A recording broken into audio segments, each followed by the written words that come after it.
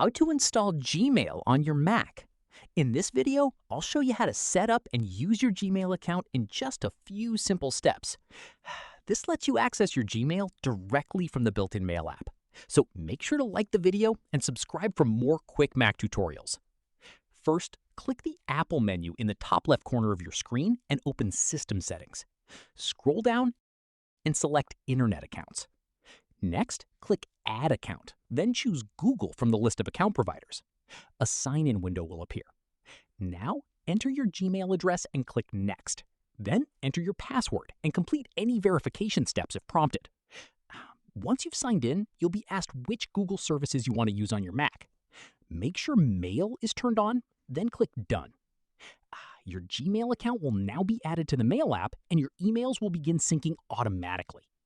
To access your inbox, simply open the Mail app from your dock or Launchpad. You'll now be able to send, receive, and manage your Gmail messages directly from your Mac. And that's it. That's how you can install and set up Gmail on your Mac. If this video helped you out, make sure to like the video and subscribe for more quick Mac and Gmail tutorials. Thanks for watching, and I'll see you in the next one.